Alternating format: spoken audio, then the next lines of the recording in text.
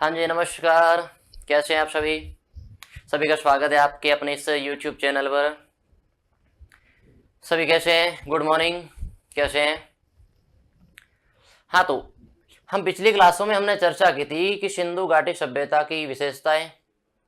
उसके अंदर हमने चर्चा की थी प्रमुख स्थलों की, उसकी खोज की, विभिन्न चर्चा हमने की थी।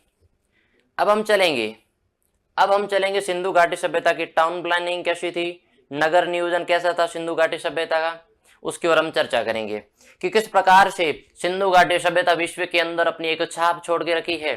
यानी कि मिस्र की, यूनान की और चीन की वाहंगो सभ्यताएं भी सिंधु घाटी सभ्यता से कम विकसित रही है। सिंधु घाटी सभ्यता की एक बेहतरीन विशेषता रही है नगर नियोजन और उस जल निकासी प्रणाली।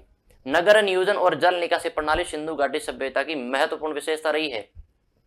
तो चलिएगा हम नगर नियोजन के अंदर हम बात करेंगे सड़कों की, भवनों की, ईंटों की, इन सभी की चर्चा हम करेंगे। इसके बाद में हम चर्चा करेंगे जल निकासी प्रणाली की, और इसके बाद में नालियां, फिर हम राजनीतिक व्यवस्था की बात करेंगे।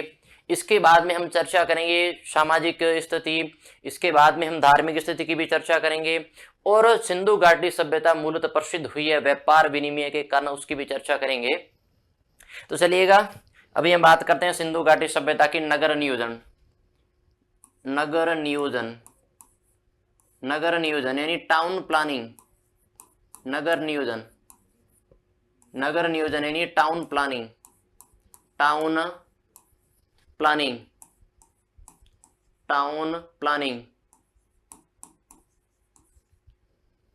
टाउन प्लानिंग देखिएगा,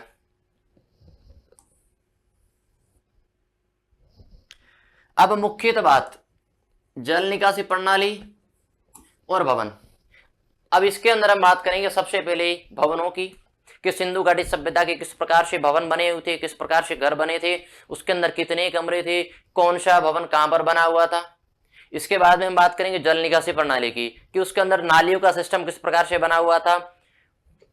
तो सबसे पहले हम बात करते हैं नगर नियोजन, और नगर नियोजन में हम बात करते हैं सड़कों की, कि सिंधु घाटी सभ्यता में सड़क व्यवस्था किस प्रकार से बनी थी। सड़क व्यवस्था किस प्रकार से बनी थी सिंधु घाटी सभ्यता में, सड़क व्यवस्था। अब सबसे पहले सड़क व्यवस्था जानने से पहले हम बात करेंगे कि कौन कौन से किस प्रकार से घर बने थे और उसके अंदर किस प्रकार से सड़क व्यवस्था थी। तो देखिएगा, अगर हम बात करते हैं सड़क व्यवस्था की, तो ये घर पूरा स्ट्रक्चर बनाएंगे हम कि किस प्रकार से इसके अंदर व्यवस्था थी ये। अब इसके अंदर सड़क की बात करते हैं। ये मुख्य सड़क थी उत्तर से दक्षिण, और प्रवेश होता था पूर्व से पश्चिम। मुख्य सड़क उत्तर से दक्षिण, प्रवेश था पूर्व से पश्चिम। ये देखिएगा, मुख्य सड़क उत्तर से दक्षिण, प्रवेश था पूर्व से पश्चिम। अब देखो, ये था प्रवेश। सिंधु घाटी सभ्यता में नगरों में प्रवेश कहां से होता था? पूर्वी सड़क से होता था, पूर्वी दिशा से होता था। इसके बाद में मुख्य सड़क ये है। इसके बाद में बात करते हैं मुख्य सड़क की, कि मुख्य सड़क कौन सी है। यह मुख्य सड़क उत्तर से दक्षिण। मुख्य सड़क कहां से है? उत्तर से दक्षिण की तरफ। अब ये हम जानते हैं कि ये घर बने हुए हैं, ये घर, और इसके अंदर अगर बात करते हैं इनके दरवाजे, तो दरवाजे कहां पर थे? गली की तरफ खुलते थे। इसके अंदर एकमात्र स्थल अपवाद है, वो है लोथल गुजरात में, जिसके घरों के दरवाजे मुख्यतः कहां खुलते थे? मुख्य सड़क की ओर खुलते थे। जबकि सिंधु घाटी सभ्यता में अन्य स्थल थे, उनके दरवाजे गली की तरफ खुलते थे।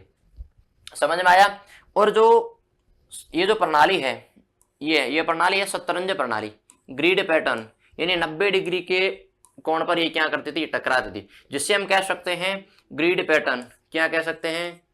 ग्रिड या शतरंज प्रणाली। ग्रिड पैटर्न या शतरंज प्रणाली कहते हैं। अब देखो, ये घर हुए थे, और इन घरों के दरवाजे किस तरफ खुले थे? गलियों की तरफ खुलते थे। ये सिंधु घाटी सभ्यता की सड़क व्यवस्था थी। सड़क व्यवस्था थी। मुख्य सड़क उत्तर से दक्षिण की तरफ थी और प्रवेश पूर्व से पश्चिमी दिशा की ओर था।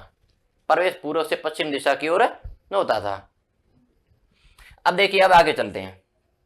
अब आगे चलते हैं।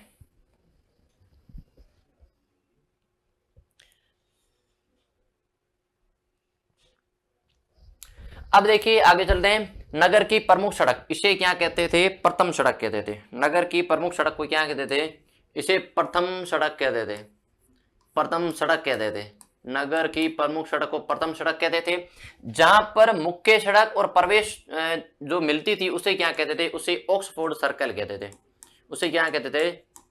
ऑक्सफोर्ड, ऑक्सफोर्ड सर्कल, उसे ऑक्सफोर्ड सर्कल कहते थे। याद रखना, प्रथम सड़क मुख्य सड़क होती थी, जहां पर ये दोनों आपस में सड़कें मिलती थी उसे ऑक्सफोर्ड सर्कल कहते थे। उसे क्या कहते थे? Oxford circle. नाम याद रखना, बहुत महत्वपूर्ण नाम है। इसके अंदर की वर्ड, की पॉइंट होंगे, की वर्ड होंगे, वो बहुत महत्वपूर्ण होंगे। शब्दों, इनके शब्दों पर ध्यान देना कि शब्द महत्वपूर्ण होंगे। इसके बाद में अगर बात करते हैं, देखिएगा, इसके बाद में बात करते हैं कि यहां ये भवन होते थे, ये भवन होते थे, इस प्रकार से बने होते थे। इन भवनों को क्या कहते थे? इन भवनों को दुर्ग टीला कहते थे। इन भवनों को दुर्ग टीला कहते थे। दुर्ग टीला कहते थे। यहां पर उच्च वर्ग के लोग रहते थे। यहां पर उच्च वर्ग के लोग रहते थे। इन भागों को नगर टीला कहते थे। नगर टीला, इन भागों को नगर टीला कहते थे। यहां पर जन सामान्य के लोग रहते थे। जन सामान्य के लोग रहते थे। जन सामान्य के लोग रहते थे। जन सामान्य के लोग रहते थे। जन सामान्य के लोग रहते थे। तो देखिएगा, दुर्ग टीला उच्च वर्ग, नगर टीला जन सामान्य के लोग रहते थे। मुख्य बात यही है। अब देखिएगा, सिंधु घाटी सभ्यता में जल निकासी प्रणाली और ये जो नगर नियोजन है वो महत्वपूर्ण है, बहुत महत्वपूर्ण है। इसकी ये जो एक पैटर्न है, जो एक तरीका बना है, वो बहुत महत्वपूर्ण है। शतरंज प्रणाली या जाल पद्धति के आधार पर बनाया गया है। अब देखिएगा, सबसे चौड़ी सड़क, एक महत्वपूर्ण चीज है कि सबसे चौड़ी सड़क कौन सी है? कि सबसे चौड़ी सड़क, ये मैंने लिखाया है पीछे, सबसे चौड़ी सड़क, सबसे चौड़ी सड़क कहां पर मिली है? मोहनजोदड़ो में मिली है। मोहनजोदड़ो, सबसे चौड़ी सड़क मोहनजोदड़ो में मिली है। मोहनजोदड़ो में मिली है। अब मुख्य देखो कितनी चौड़ी है भैया? मोहनजोदड़ो में 10 मीटर, 10 मीटर चौड़ी सड़क मिली है, जिसे क्या कहते हैं? राजपथ की संज्ञा दी है। जिसे राजपथ की संज्ञा दी है, जिसे राजपथ की संज्ञा दी है। यह है सिंधु घाटी सभ्यता की सड़क प्रणाली। सड़क प्रणाली कैसी थी कि शतरंज प्रणाली, नाम लिख देते हैं एक बार कि शतरंज प्रणाली, शतरंज या ग्रिड या 90 डिग्री की प्रणाली, 90 डिग्री की प्रणाली, ये पूरा नाम लिख दिया, ठीक है? शतरंज, ग्रिड या 90 डिग्री की प्रणाली। समझ में आया? इनकी ईंटें इससे बनती थी भैया। ईंटें थी कच्ची या मिट्टी, और थी पक्की ईंटों की, और थी पक्की ईंटों की, पक्की ईंटों की, कच्ची या मिट्टी की और पक्की ईंटों की सड़कें बनी होती थी, सड़कें बनी होती थी। अब एक बात याद रखना, कालीबंगा से कच्ची सड़क मिली है, कच्ची सड़क मिली है, कालीबंगा से कच्ची सड़क मिली है भैया। ये याद रखना, सबसे चौड़ी सड़क है मोहनजोदड़ो में मिली है, कितनी है? 10 मीटर, जिसे राजपथ की संज्ञा दी है। और शतरंज प्रणाली थी, और कच्ची मिट्टी पक्की ईंटों की बनी थी, कुछ जगह कच्ची थी, कुछ जगह पक्कियां थी। तो कालीबंगा से कैसी मिली है? कच्ची ईंटों की बनी हुई थी। अब देखिएगा,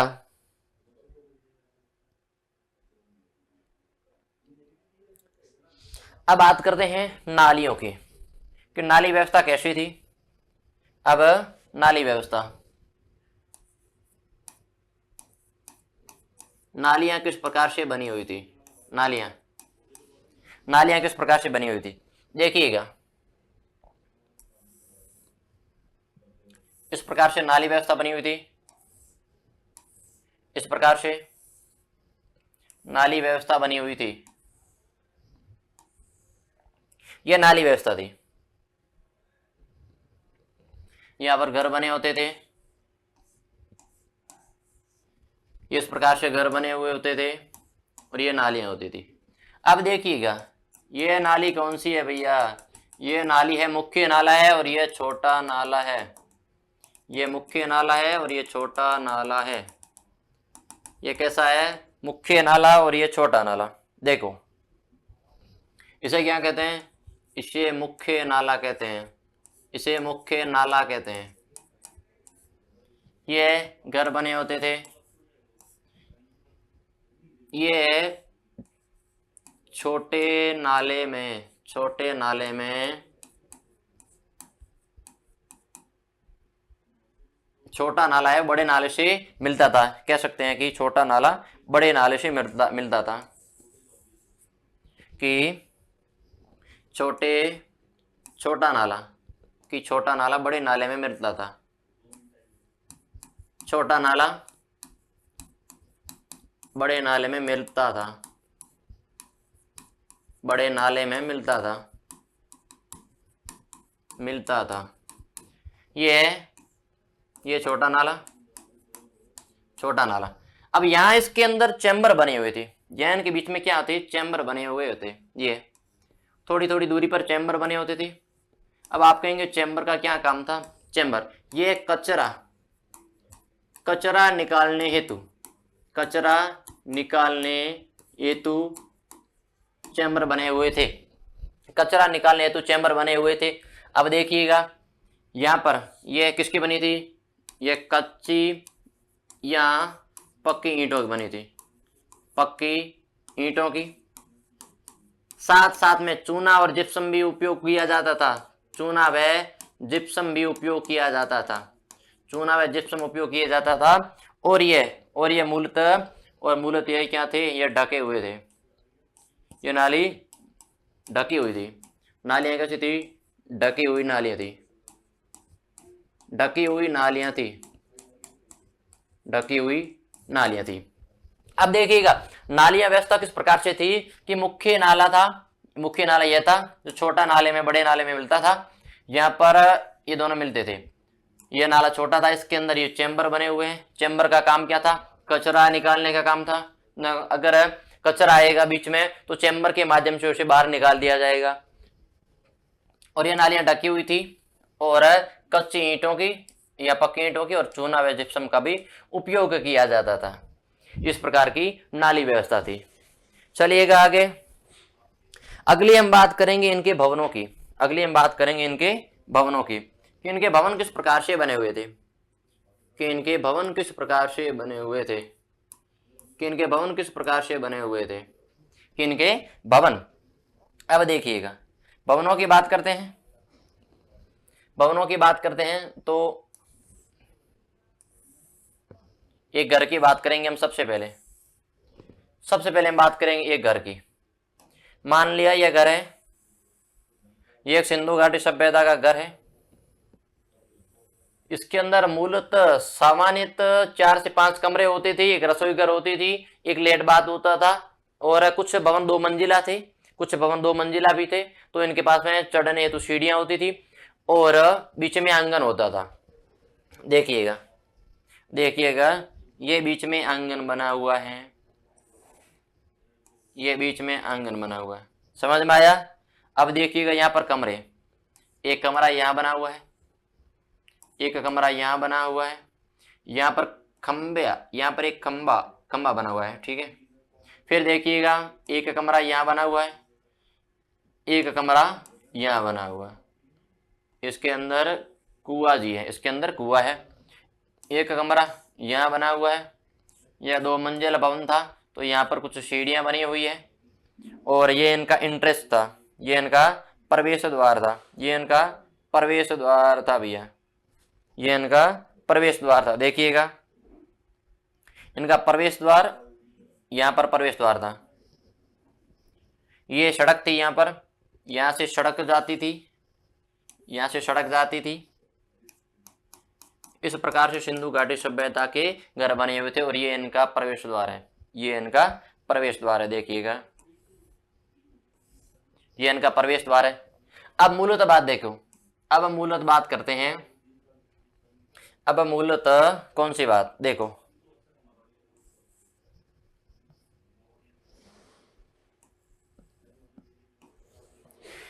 अब इसके अंदर कौन कौन से इनके नाम लिखते हैं, इनके अंदर कौन कौन से इनके नाम लिखते हैं।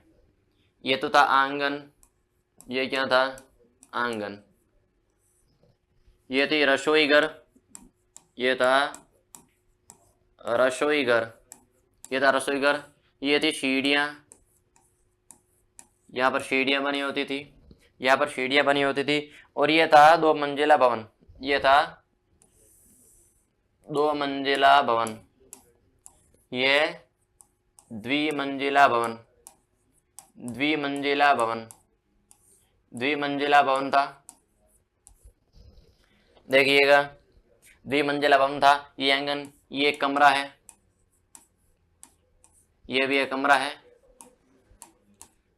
आप कहेंगे सर ये क्या है, ये क्या भैया, ये मेरे दोस्त क्या है, सड़क सुरक्षा से, सड़क दुर्घटना से, सड़क दुर्घटना में, दुर्घटना में, दुर्घटना में घर के बचाव के लिए, घर के बचाव के लिए, बचाव के लिए, बचाव के लिए खंबे नुमा पिलर था, खंबे नुमा संरचना, खंबे नुमा संरचना थी, खंबे नुमा संरचना थी।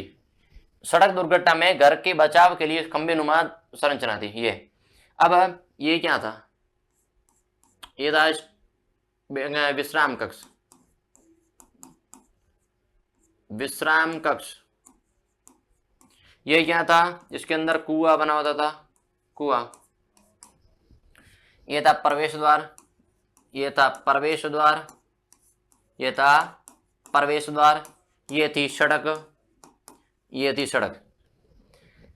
ये था सिंधु घाटी सभ्यता के घर का स्ट्रक्चर, कि सिंधु घाटी सभ्यता का घर किस प्रकार से बना हुआ था। इसका स्ट्रक्चर है तो वो है कि यहाँ पर आंगन बना हुआ बीच में, फिर इधर कुआं था, ये विश्राम स्थल, और बीच में यहाँ पर क्या बने हुए हैं भैया, बाथरूम बने हुए हैं। बीच में क्या बने हैं, बाथरूम। भैया खाएंगे तो उसका निवारण भी करना तो पड़ेगा ना। ये बाथरूम बना हुआ था, इसे ब्लैक से करते हैं, देखो ये बाथरूम बना हुआ था, ये था बाथरूम। अब आगे चलते हैं। ये रसोई घर थी, ये रसोई घर थी, यहाँ पर विभिन्न प्रकार के सामान रखे होते थे। और ये सीढ़ियाँ बनी होती थी, ये सीढ़ियाँ बनी होती थी। द्विमंजिला भवन था, ये कैसा, द्विमंजिला भवन था। तो यहाँ पर सीढ़ियाँ बनी होती थी भैया, यहाँ पर सीढ़ियाँ बनी हुई थी। अब देखिएगा, अब आगे चलते हैं। ये थी सिंधु घाटी सभ्यता का भवन का निर्माण। ये भवन देखिए मूलतः पक्की ईंटों का बना था, पक्की ईंटों का बना था। जबकि कालीबंगा में, जबकि कालीबंगा के घर, कालीबंगा के घर, कालीबंगा के घर थे वो कच्ची ईंटों के बने थे, कच्ची ईंटों के बने थे, कच्ची ईंटों के बने थे, ईंटों के बने थे। इस कारण कालीबंगा को, इस कारण कालीबंगा को, कालीबंगा को दीनहीन बस्ती कहते हैं, कालीबंगा को दीनहीन बस्ती कहते हैं। इस कारण कालीबंगा को दीनहीन बस्ती कहा जाता है। ये इनका प्रवेश द्वार था, प्रवेश द्वार था। ये सीधा अंग नहीं दिखता था, इस प्रकार से था, सीधा अंग नहीं दिखता था। कारण क्या है कि उनके सामाजिक मामला था कि सीधा कोई भी घर में ताक झाक ना करे। ये कमरा था, यह भी कमरा, यानी सामान्यतः कमरे कितने थे, सामान्यतः 4 से 5 कमरे थे, 4 से 5 कमरे बने होते थे, 4 से 5 कमरे बने होते थे। एक बाथरूम भी बना हुआ था और ये आंगन था, ये आंगन था। समझ में आया, पूरा स्ट्रक्चर समझ में आया ना, पूरा स्ट्रक्चर समझ में आना चाहिए, क्योंकि यहीं से क्वेश्चन बनते हैं कि कितने भवन, कितने कमरे थे, क्या इसके अंदर रसोई घर था, ठीक है, और कौन सी दिशा में कौन सा था, कितने कमरे मूलतः थे, सामान्यतः कितने कमरे थे। अब चलिएगा आगे, अब आगे चलते हैं। अब चलते हैं ईंटों की ओर। ईंट, अब देखिए सामान्यतः अगर ईंटों का अनुपात देखते हैं तो सामान्यतः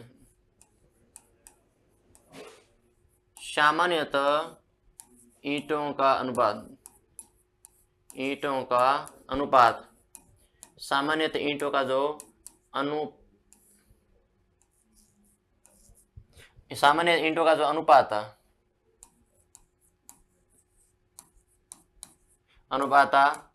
4:2:1, 4:2:1 सामान्य ईंटों का अनुपात था। और ईंटें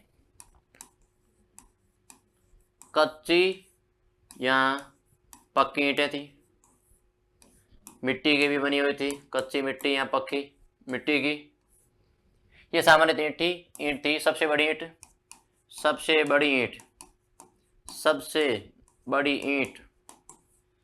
बड़ी ईंट कहाँ पर मिली है भैया? मोहनजोदड़ो, पाकिस्तान के सिंध प्रांत के लरकाना जिले में सिंधु नदी के दाएं तट पर 1922 में राखलदास बनर्जी के द्वारा इसकी खोज की थी। समझ में आया? मोहनजोदड़ो अर्थ क्या होता है? मुर्दों का टीला, मृतकों का शहर मोहनजोदड़ो। सबसे ज्यादा क्या थी? अभिलेखयुक्त मुहरें थी। कितने मुहरें? अभिलेखयुक्त मुहरें कहां से मिली हैं? हड़प्पा से। सर्वाधिक मुहरें कहां से मिली हैं? मोहनजोदड़ो से। कितनी? 500 मिली हैं मोहनजोदड़ो से। कुल कितनी मिली है मुहरें? 2000 कुल मुहरें मिली है। ये चीज याद रखना मोहनजोदड़ो के बारे में। ये ईंटों क्लियर हुई।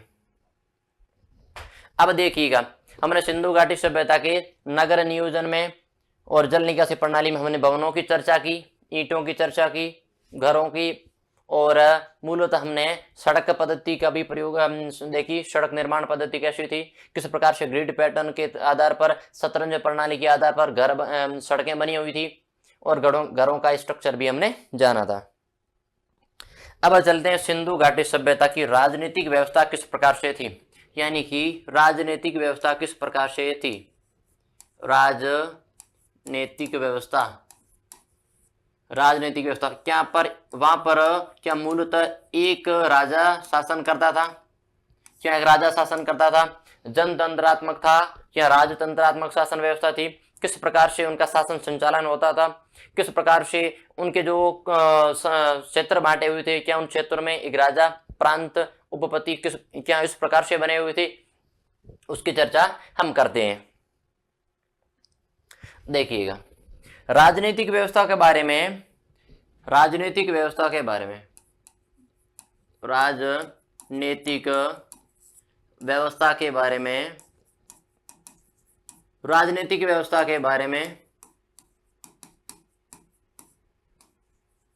ज्यादा या स्पष्ट जानकारी नहीं मिलती है। स्पष्ट जानकारी नहीं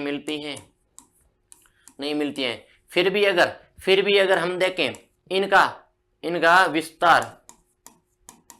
विस्तार और इनके व्यापार, इनकी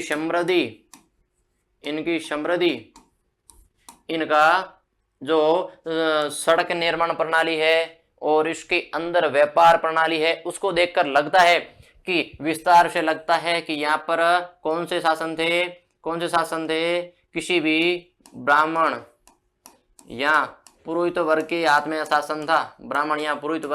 शासन था। जबकि व्यापार और समृद्धि से लगता है कि यहाँ पर कौन थे भैया? व्यापार वर्ग कौन सा था? वणिक वर्ग के हाथ में शासन था। अब देखिए, मूलतः जानकारी तो नहीं मिलती है, लेकिन हम कह सकते हैं कि विस्तार के आधार पर ब्राह्मण या पुरोहित वर्ग था और व्यापार के आधार पर वणिक वर्ग के हाथ में शासन था। तो स्पष्ट जानकारी नहीं मिलती है, लेकिन कुछ विद्वान हैं जिन्होंने इसके बारे में स्पष्ट परिभाषाएं दी है। स्टुअर्ट फिगट है, व्हीलर है, हंटर है और मेके है। इन 4 विद्वानों ने 4 परिभाषाएं दी, जिसके आधार पर हम ये निर्धारण कर सकते हैं कि वहां पर किसका शासन था।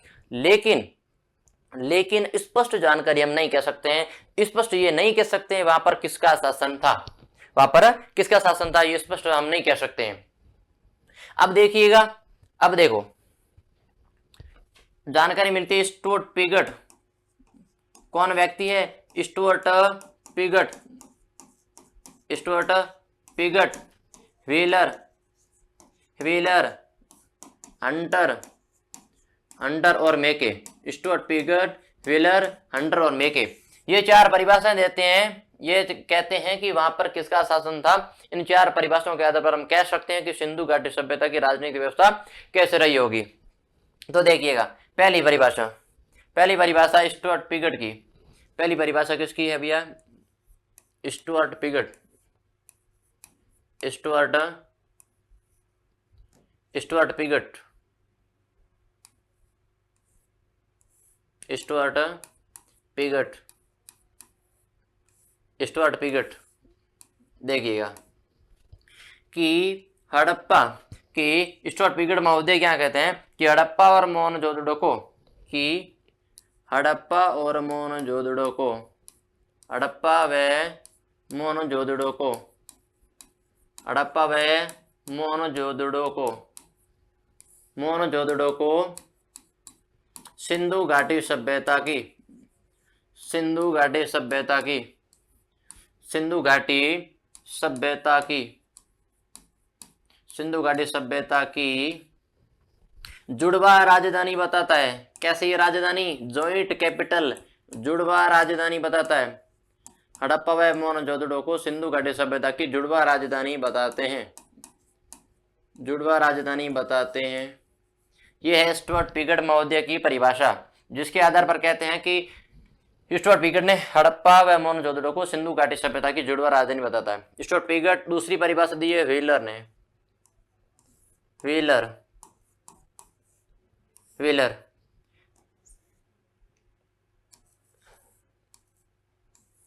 व्हीलर, ये दूसरी परिभाषा बताते हैं। व्हीलर महोदय क्या कहते हैं, जिस प्रकार से स्टुअर्ट पिगट ने कहा कि हड़प्पा व मोहनजोदड़ो को सिंधु घाटी सभ्यता की जुड़वा राजधानी कहते हैं, जिस प्रकार से यहाँ पर मध्यम वर्गीय जनतंत्रात्मक शासन था कि मोहनजोदड़ो के अंदर, कि मोहनजोदड़ो के अंदर मध्यम वर्गीय, यहाँ पर मध्यम वर्गीय जनतंत्रात्मक शासन प्रणाली थी, मध्यम वर्गीय, यहाँ पर मध्यम वर्गीय जनतंत्रात्मक शासन प्रणाली थी, मध्यम वर्गीय जनतंत्रात्मक, मध्यम वर्गीय जनतंत्रात्मक, जनतंत्रात्मक शासन प्रणाली थी, शासन प्रणाली थी, मध्यम वर्गीय जनतंत्रात्मक शासन प्रणाली थी, जिसके अंदर धर्म की महत्ता को स्वीकार किया गया है, जिसके अंदर, जिसके अंदर धर्म की महत्ता को स्वीकार किया गया है, धर्म की महत्ता को, धर्म की महत्ता को स्वीकार किया गया है, धर्म की महत्ता को स्वीकार किया गया है, धर्म की महत्ता को स्वीकार किया गया है। देखिएगा मोहनजोदड़ो के अंदर मध्यम वर्गीय जनतंत्रात्मक शासन प्रणाली थी, जिसके अंदर धर्म की महत्ता को स्वीकार किया गया। स्टुअर्ट पिगट, व्हीलर, और अब तीसरी परिभाषा देते हैं हंटर महोदय, हंटर महोदय। तीसरी परिभाषा कौन देते हैं, हंटर महोदय। हंटर महोदय क्या कहते हैं कि मोहनजोदड़ो का शासन राजतंत्रात्मक नहीं होकर जनतंत्रात्मक था, कि मोहनजोदड़ो का शासन राजतंत्रात्मक नहीं होकर जनतंत्रात्मक शासन था, कि देखिएगा कि मोहनजोदड़ो का शासन, मोहनजोदड़ो का शासन राजतंत्रात्मक नहीं होकर, राजतंत्रात्मक ने होकर, ने होकर जनतंत्रात्मक था, ने होकर जनतंत्रात्मक था, राजतंत्रात्मक ने होकर जनतंत्रात्मक शासन था, जनतंत्रात्मक शासन था। देखिएगा यह परिभाषा किसने दी है, स्टुअर्ट पिगट ने कहा कि हड़प्पा व मोहनजोदड़ो को सिंधु घाटी सभ्यता की जुड़वा राजधानी बताया है, जॉइंट राजधानी बताया है। मोहनजोदड़ो के अंदर मध्यम वर्गीय जनतंत्रात्मक शासन प्रणाली थी, जिसके अंदर धर्म की महत्ता को स्वीकार किया गया है। मोहनजोदड़ो का शासन राजतंत्रात्मक नहीं और कैसा था, जनतंत्रात्मक शासन था। यह परिभाषा दी हंटर महोदय ने। स्टुअर्ट पिगट, व्हीलर, हंटर और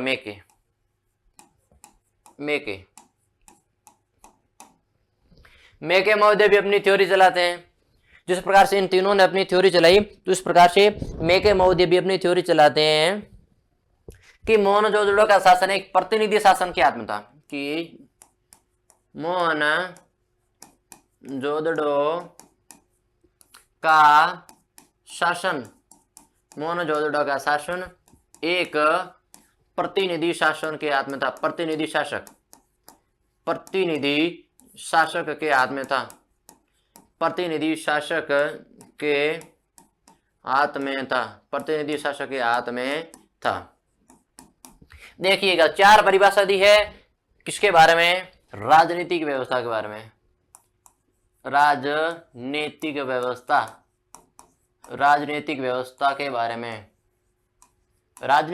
के बारे में क्या कहते हैं, स्पष्ट जानकारी तो नहीं मिलती है। कहते हैं कि व्यापार वाणिज्य को देखकर लगता है उनके वणिक वर्ग के हाथ में शासन था। समृद्धि को देखकर लगता है पुरोहित वर्ग के हाथ में शासन था। स्टुअर्ट पिगट हड़प्पा व मोहनजोदड़ो को सिंधु घाटी सभ्यता की जुड़वा राजधानी बताता है। व्हीलर महोदय मोहनजोदड़ो के अंदर मध्यम वर्गीय जनतंत्रात्मक शासन प्रणाली बताते हैं। और अंटर महोदय मोहनजोदड़ो का शासन राजतंत्रात्मक नहीं और जनतंत्रात्मक बताते हैं। अब याद रखना, चौथी परिभाषा मेके कहते हैं कि मोहनजोदड़ो का शासन एक प्रतिनिधि शासक वर्ग के हाथ में था। अब इसके अंदर लिख सकते हैं कि अन्नागार को देखकर लगता है कि अन्नागार को देखकर अनाज के रूप में कर व्यवस्था की इंगित है। अनाज के रूप में कर व्यवस्था को अनाज के रूप में कर व्यवस्था को इंगित करता है।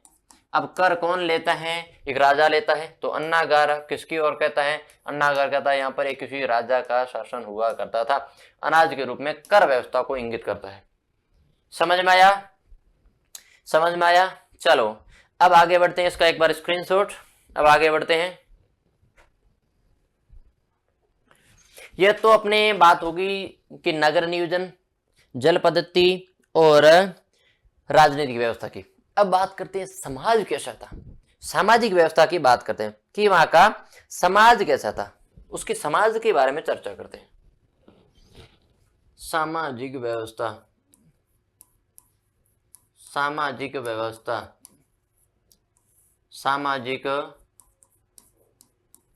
व्यवस्था कैसी थी, देखिएगा मेरे भाई, सामाजिक व्यवस्था कैसी थी।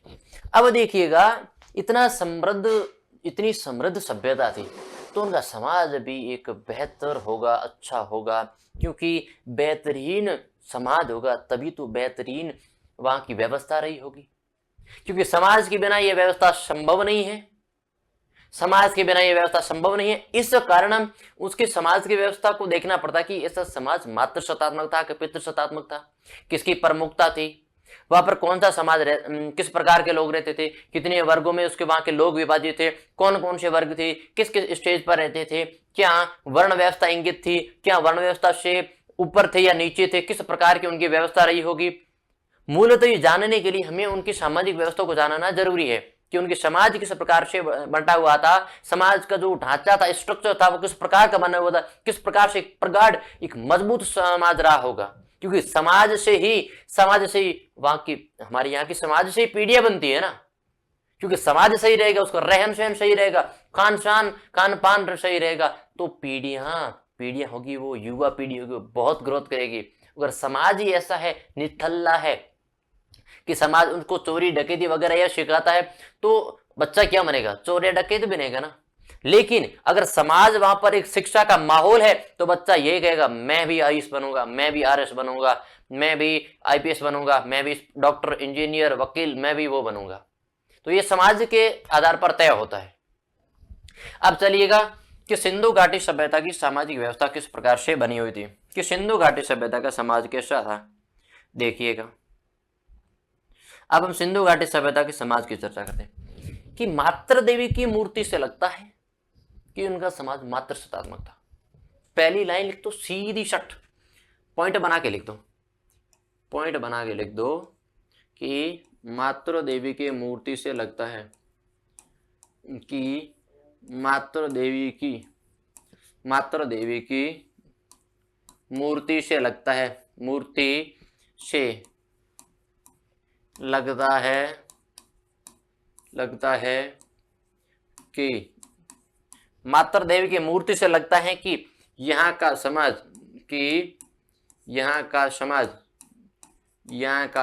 कैसा था, मातृसत्तात्मक समाज था।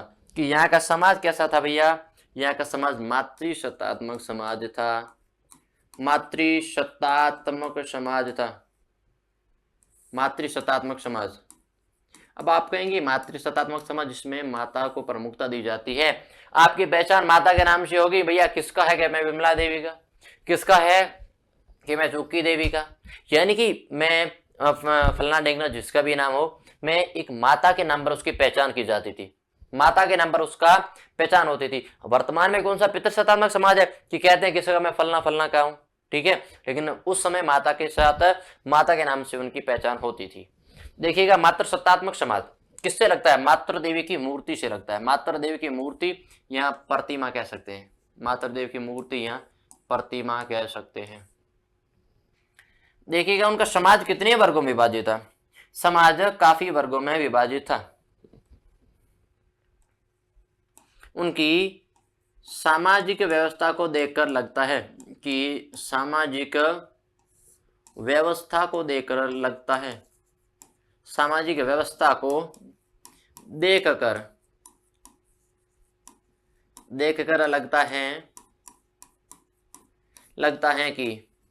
लगता है कि यहाँ का समाज कई वर्गों में विभाजित था। यहाँ का समाज कई वर्गों में विभाजित था, यहाँ का समाज कई वर्गों में विभाजित था, कई वर्गों में बटा हुआ था, कई वर्गों में विभाजित था। अब कौन कौन से विभाग था उसकी चर्चा करते हैं। कई वर्गों में विभाजित था, उस विभागों की चर्चा करते हैं। पहला विभाग, दूसरा विभाग, तीसरा विभाग और चौथा भाग। ये 4 भाग से कि उनका समाज 4 वर्गों में विभाजित था।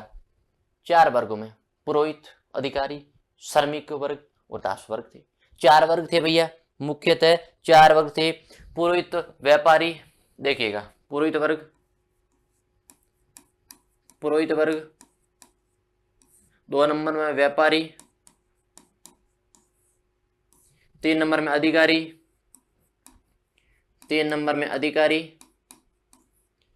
4 नंबर में श्रमिक थे। ये इनका समाज इस प्रकार से विभाजित था, पुरोहित वर्ग था, अधिकारी वर्ग था, व्यापारी वर्ग था और श्रमिक वर्ग था। देखिएगा पुरोहित वर्ग का काम क्या होगा आपको पता ही होगा। पुरोहित वर्ग का काम था धार्मिक कर्मकांड।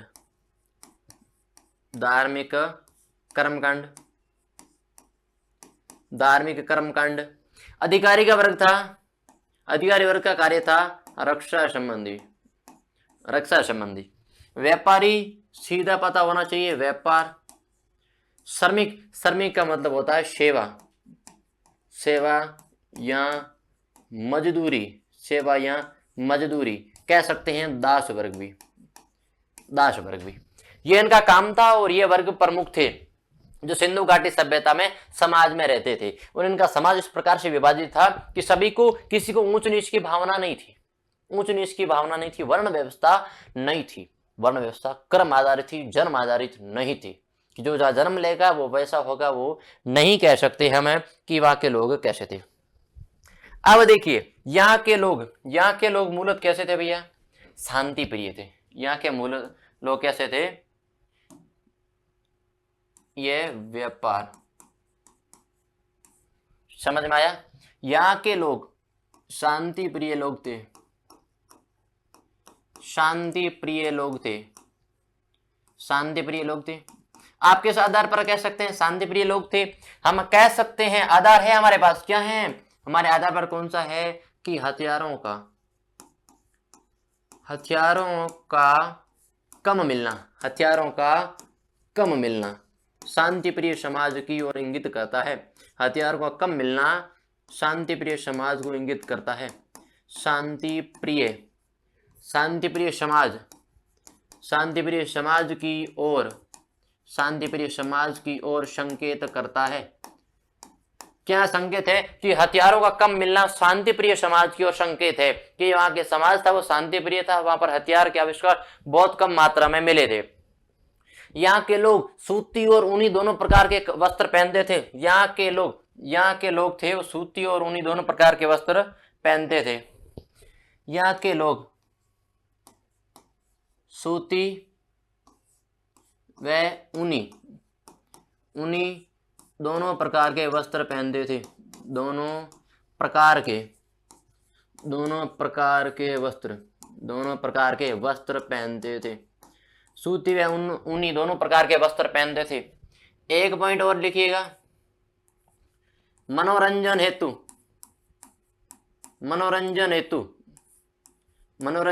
क्या क्या कार्य करते थे? देखिएगा, मनोरंजन हेतु पहला काम था कि ताश खेलना। सेकेंड काम पशुओं की लड़ाई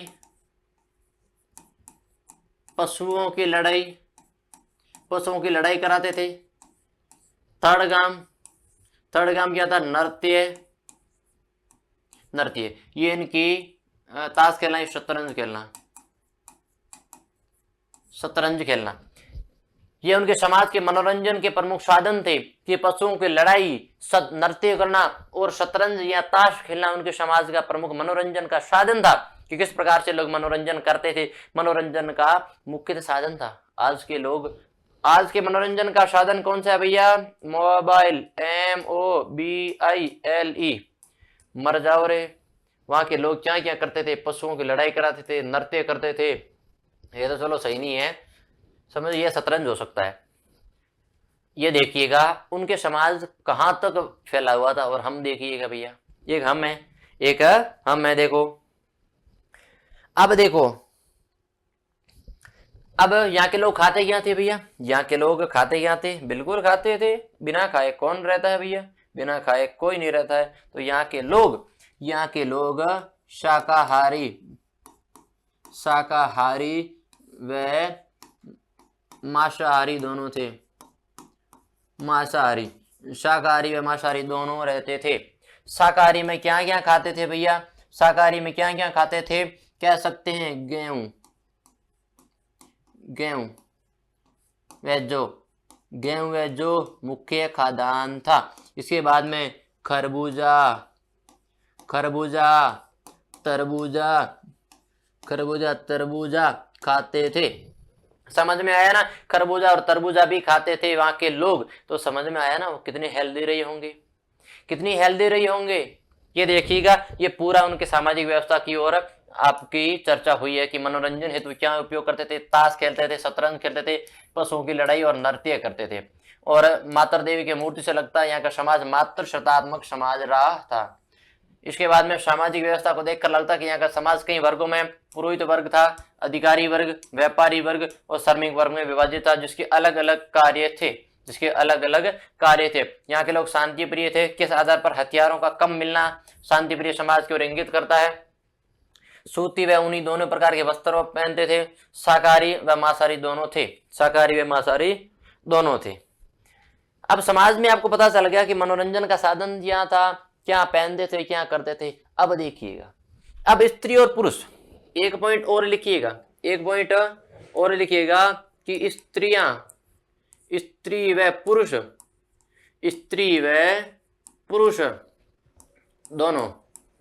दोनों क्या करते थे? अरे दोनों आभूषण पहनते थे। आभूषण पहनते थे, दोनों आभूषण पहनते थे। आभूषण किसके बने हुए थे, ये पॉइंट भी लिख दो। आभूषण किसके बने हुए थे भैया, आभूषण किसके बने हुए थे, देखो मन के, सोने, चांदी आदि। एक पॉइंट लिख देना नोट करके, एक पॉइंट लिख देना नोट करके, नोट करके एक चीज लिख देना कि यहाँ का, यहाँ के लोग, यहाँ के लोग लोहे से अपरिचित थे, लोहे से अपरिचित थे। हालांकि यह चीज यहाँ की नहीं है, यानी कि यह शिल्प कला धातु कला होगी, वहां के थी अपरिचित थे। मैंने यहाँ लिखा एक कारण क्या है, क्योंकि जब मन के सोने और चांदी की बात चली गई है तो हम कह सकते हैं लोहे से अपरिचित थे।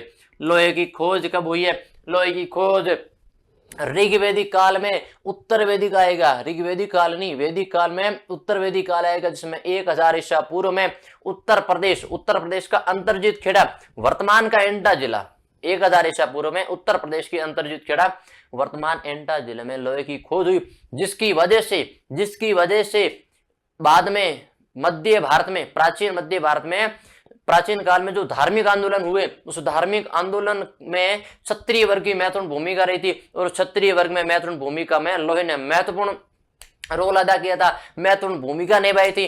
कैसे निभाई थी, लोहा आया, लोहे का व्यापक क्षेत्र हुआ, व्यापक तरीके से उसकी खोज हुई, तो इसके बाद में कृषि क्षेत्र में हल हुए, हल लोहे के थे, तो इस प्रकार से ज्यादा फसल पैदा हुई, तो उन्हें कर मिला, थोड़ा फायदा मिला। इसके बाद में क्या हुआ, और इसके बाद में क्षत्रिय महत्वपूर्ण योद्धा वर्ग तैयार हुआ, जिससे उन्होंने ब्राह्मण वर्ग के कर्मकांड के खिलाफ एक आंदोलन चलाया, जिसे धार्मिक बौद्धिक आंदोलन कहते हैं, जिसके अंदर 62 संप्रदाय हुए थे, 62 संप्रदाय, जिसके अंदर से 2 संप्रदाय फले बढ़े, जैन धर्म और बौद्ध धर्म। उसकी भी चर्चा हम करेंगे साथ में। समझ में आया लोहा कितना महत्वपूर्ण हुआ था उस समय, लोहा कितना महत्वपूर्ण साबित हुआ था उनके लिए। तो देखिएगा, इस प्रकार से यहाँ का समाज ऐसा था। और हम क्या कह सकते हैं, यहाँ पर अंत्येष्टि संस्कार की 3 विधियां थी, अंत्येष्टि संस्कार की 3 विधियां थी, अंत्येष्टि संस्कार की 3 विधियां थी, अंत्येष्टि संस्कार की कितनी विधियां थी, 3 विधियां थी भैया, अंत्येष्टि संस्कार की 3 विधियां थी। पहली विधि कौन सी थी, पहली विधि पूर्ण समाधिकरण, पहली विधि पूर्ण समाधिकरण।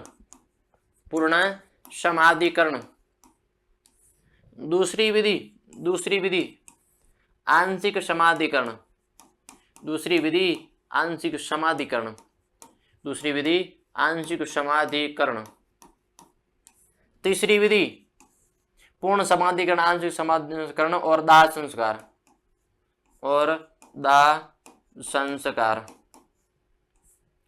पूर्ण समाधिकरण, आंशिक समाधिकरण और दाह संस्कार। देखिएगा इसमें क्या क्या होता था। पूर्ण समाधिकरण ऐसी विधि थी, इस प्रकार से अंत्येष्टि संस्कार होता था कि इसमें पूर्ण रूप से सीधा दफना देते थे, कि आदमी की मृत्यु हुई, उठाया और इसे एक खड्डा लगाया, खड्डा बनाया और उसके अंदर उसे दफना दिया। आंशिक समाधिकरण आंशिक का मतलब होता है कुछ एक भाग। तो आंशिक क्या होगा कि सर्वप्रथम मृत्यु हुई, लाश को खुले में फेंक दिया, पशु पक्षी ने खा लिया, हड्डियां बची, हड्डियों को दफना दिया इकट्ठा करके, उसे कहते हैं आंशिक समाधिकरण। दाह संस्कार पूर्ण रूप से जलाना, दाह संस्कार पूर्ण रूप से ओम नाम सत्य कर देते थे, हरिओम स्वाहा, बस इतना ही करते थे, सीधा दाह संस्कार ही नहीं जलाना। दाह संस्कार देखो हड़प्पा था ना, हड़प्पा में अगर दफनाते तो सर उत्तर में, सिर इधर, यहां पर पैर थे, पैर इस प्रकार से थे, इस प्रकार से उसके अंदर दाह संस्कार प्रणाली थी। समझ में आया ना, इस प्रकार से उनके अंदर दाह संस्कार प्रणाली थी। पूर्ण समाधिकरण यानी कि पूर्ण रूप से दफनाना, आंशिक समाधिकरण पशु पक्षियों के भक्षण के पश्चात, पशु पक्षियों के भक्षण के पश्चात हड्डियों का हड्डियों को दफनाना, हड्डियों को दफनाना। दाह संस्कार, पूर्ण रूप से जलाना, पूर्ण रूप से जलाना, पूर्ण रूप से जलाना, यह था दाह संस्कार। समझ में आया? देखिएगा, स्त्री व पुरुष दोनों आभूषण पहनते थे, स्त्री और पुरुष दोनों आभूषण पहनते थे, मन के सोने चांदी आदि के बने थे, लोहे से अपरिचित थे। जिसके बाद में अंत्येष्टि संस्कार की 3 विधियां थी, पूर्ण समाधिकरण, आंशिक समाधिकरण और दाह संस्कार। ये था। हड़प्पा में दफनाने हेतु सर उत्तर में और पैर दक्षिण दिशा में हुआ करते थे, सर उत्तर में और दक्षिण दिशा में पैर हुआ करते थे। एक बात याद रखना, एक बात यहां पे याद रखना कि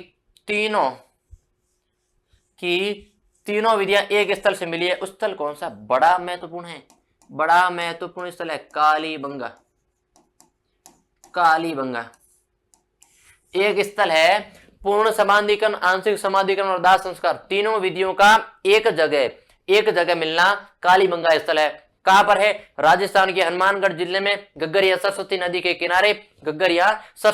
किनारे, अमलानंद घोष ने इसकी खोज की थी, बीबी लाल एंड बी की थापर ने इसका उत्खनन किया था। समझ में आया? एक बार ओके। अब कालीबंगा से बात चली गई तो हम कह सकते हैं जूते हुए खेत के साक्षी, कि जूते हुए खेत के साक्षी, जूते हुए खेत के साक्षी। तो भैया यहाँ पर जूते हुए खेत के साक्षी क्या यहाँ पर किसी भी हल की आकृति के अवशेष मिले हैं? नहीं, हल के अस्थि के अवशेष नहीं मिले हैं। तो क्या मिला? हल वहां के लकड़ी के हुआ करते थे। अब लकड़ी के हल हुआ करते थे तो अवशेष कैसे मिलेंगे? लकड़ी का खात्मा हो गया भैया। समझ में? इस प्रकार से उनका समाज बंटा हुआ था, समाज में इस प्रकार की व्यवस्था थी। समाज में मुख्यतः शतरंज प्रणाली, ताश खेलना, पशुओं की लड़ाई उनका क्या था? मनोरंजन का प्रमुख साधन था। इस प्रकार से उनका समाज पूर्ण रूप से बंटा हुआ था और व्यवस्थित तरीके से रहा। शांति प्रिय समाज था, युद्ध प्रिय बिल्कुल नहीं था। अब देखिएगा, अब मूलतः हम बात करते हैं धार्मिक व्यवस्था की। किसकी? धार्मिक व्यवस्था की। देखिएगा, धार्मिक व्यवस्था से बात करने से पहले हम कुछ एक चित्र देख लेते हैं। ये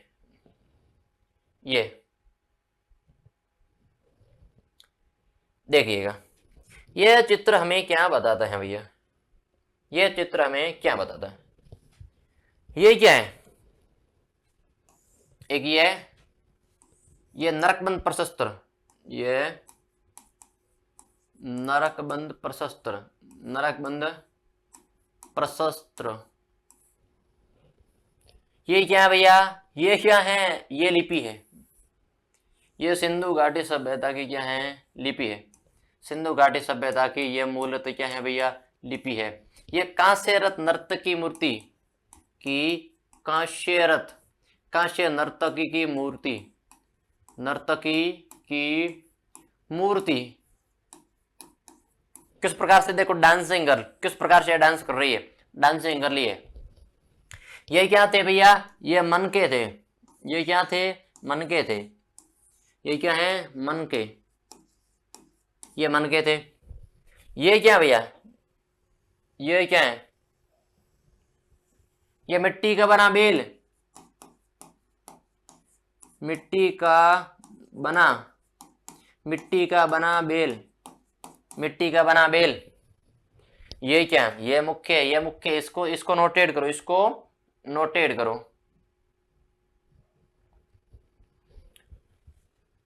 ये 1 2 और 3 सींग, ये 1 2 और 3 सींग बने हुए हैं। देखिएगा, यहां पर ये हाथी, ये चीता, ये है गेंडा, और ये है भैंसा। सामने 1 और 2 क्या है? हिरण। 2 है हिरण। इसे कहते हैं पशुपतिनाथ